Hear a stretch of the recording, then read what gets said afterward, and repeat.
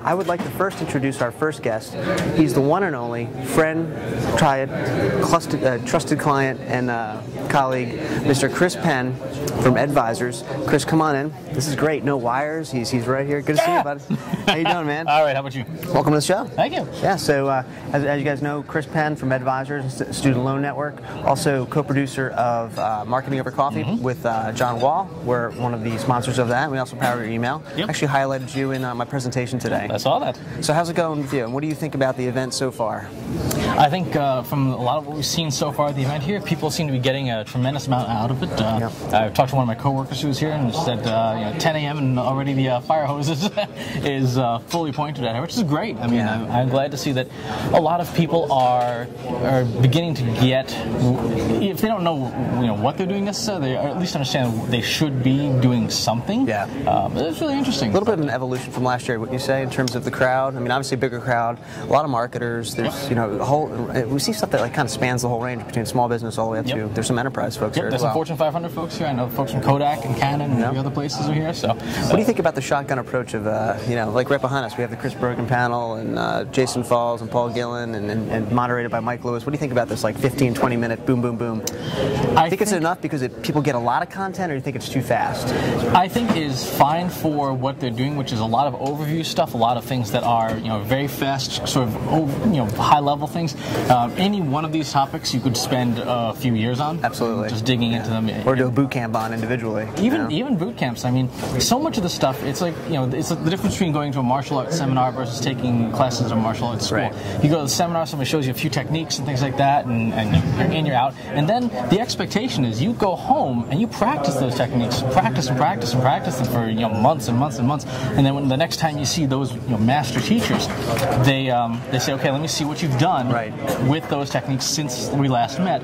And they'll look at you, and if you've made progress, if you've gotten the hang of them, whether it's email marketing or how to punch somebody with a good right, at the end of the day, if you've progressed, they'll say, okay, now you're ready for the next thing, which is this. So here's how you take this tool and make it work better. Right, I agree totally. Now, you in particular, and I always give you praise in almost every presentation I always do because I love talking to you. I mean, you're one of those guys who not only get the technology piece but also get the marketing piece, and you always seem to be kind of riding the bleeding edge of this stuff, if you will.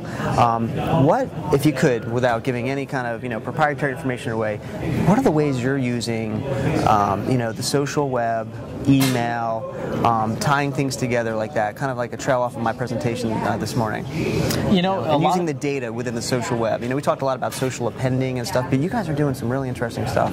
Well, a lot of it is, you have all these different simple ideas, right? You have email marketing, you have metrics, you have analytics, you have all these things, and it's really, in a lot of ways, it's like playing with Legos. You figure out how to chain them together, make different combinations, explore different experiences. We are not looking at anything here or in your own networks that requires you to have a PhD in mathematics or something. And there clearly are things like artificial intelligence stuff where you need to know your stuff and have the experience and academic credentials for that. But for this stuff, it's more about it's mastering the basics. And with something we are always revisiting at Edvisors over and over again. We'll do a site review, look at our sites, and go, okay, you know what? We've gotten away from this list of best practices. Let's make sure we get shaped up and things like that. And then it's about tying all the pieces together. So it turns out, for example, that email is one of the easiest ways to connect on social networks because everybody asks for an email address. So as long as you have your database, you can port it from network to network to network. Email's the currency of all accounts. People think email's one thing, social's another thing, web is another thing, and they're not. They're the same thing. Exactly. Now, one of the things that I really found really interesting when we did our little boot camp or workshop up at New England Direct Marketing Association was, and something I actually used in one of my other presentations was that slide that talked to people about, as it relates to email, how you use listening at a whole new level, and particularly as it relates to Twitter data, keyword searching, and how you use Twitter data to time when you actually send your email out, and how that process works. Because I think that, that's an example of what I was saying. You get the marketing and the technology piece, and you blend the two together. And I don't think a lot of people are thinking about these types of things. No. So the specific technique you're referring to is actually in the Marketing Over Coffee ebook, Synchronizing Social Networks. But really, that is where you subscribe to a Twitter search feed and then use Google Reader to analyze the statistics on that. But and you can see, okay, if someone mentions the word FAFSA. So you create an RSS feed of a bunch of keyword terms that you want to track. Right, and then put it in Reader, and Reader does the stats for you, and they just pop in and say, okay, how many times in, what day of the week is this term most searched? Well, okay, there's some statistical evidence then that people want to hear about financial aid, say, more on Mondays and Tuesdays than they do on Sundays. Right. Sundays, they, watching the game or whatever, financial is the furthest thing from their mind. Right. I think so. Using these tools and gluing them together. It's funny. I was at Bentley University now, just earlier this week, talking to a class of seniors, B school students. I mean, these are great kids, very smart kids. And I said, okay, how many of you have been through a marketing course? Every hand went up. How many of you have been through an econ course? Every hand went up. I said, how many people know what search engine optimization is? 2 out of 30 raise their hands. Yeah. And it's like, okay, why do you not know this? You're in a technology course. And, well, they said, well, that's a marketing thing. I said, did you learn your marketing course? No. Okay, so marketing's over here, technology's over here. They're dining in separate worlds. If you want to get the most bang for your buck out of anything, the easiest thing in the world to do is make sure your marketing and your technology department sit down for lunch every week. I couldn't agree anymore. I mean, yeah, and you're seeing a lot of, it's kind of like people living in vacuums is what we call it. Technology lives in a vacuum, marketing lives in a vacuum, and, fortunately, a lot of this stuff is increasing where, technology is easier to use and technology is being developed with a marketing mind, but still not to the bleeding edge to what you guys are doing. Right. So I said it to the kids, I said, there's a big difference between technology and marketing with technology. And I said, you need to understand that difference if you want to be successful in this, because you're not doing technology for technology's sake, and you're not marketing with last century stuff if you want to, continue to eat. Right, exactly. So you're continuing to optimize constantly at Edvisors and the Student Loan Network, not only on email, but also on the social side, on the website, and the conversion side, and all that kind of stuff. And being one of the thought leaders in the space of combining marketing and technology and trying new things, experimenting, evaluating, adapting is what I always say. If you could just kind of leave us with kind of what you think is next. And I know we talked a little bit about that earlier, but kind of where do you think some of these things are going, or is it just still such a wide open, are we still just in the wild, wild west when it comes to marketing and marketing technology? Are you seeing some new trends that are going to drive more further marketing optimization? I don't think there's a lot of things that are next. We're looking at asynchronous MPP, which is the foundation of Google Wave, for example, which is an interesting concept, and we'll see how well it does. We were looking at adaptive technologies for email. We're looking at augmented reality as a way for people to process information differently. But those are all kind of shiny objects. Very much so, yeah. Where I think the next thing that should be next for a lot of marketers is to say, you have a tool. Okay, what can you do with this tool? How many different ways can you use this tool?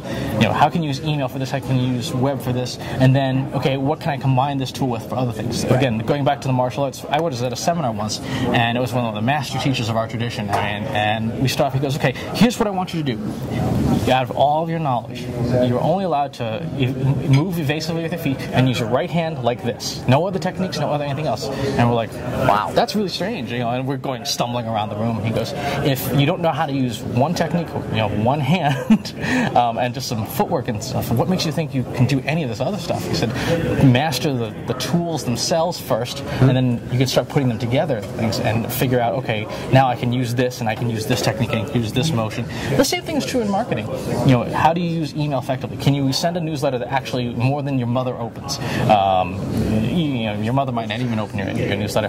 Can you optimize your website so that it stands a snowball's chance in hell of getting seen by Google, right, without immediately being blacklisted? And then, where the marketers will get their juices, okay, I can optimize a website. I can send an email that gets a 10% open rate or better. Right.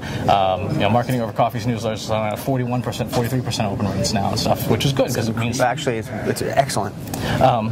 So then, okay, how can I start what things in these black boxes of email and web and social, what comes out of them, what goes in, what goes out, and how do I chain them together? That's where I think for a lot of marketers the magic will happen. So you have a box of email functions, and you say, okay, it's like a jigsaw puzzle. Where do I put this on my business processes? Oh, it goes here. It'll go really well here. Oh, it'll go here too. It'll go here too. And then let's put some social in.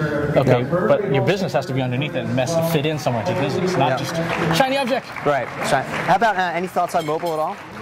Mobile is becoming very, very important. Being found, mobile search. having your site, your content optimized for mobile, but the practices that you use for regular content development stuff still apply to mobile. If you have terrible content, it will be terrible on a big screen. It'll be terrible on a screen this big. Right.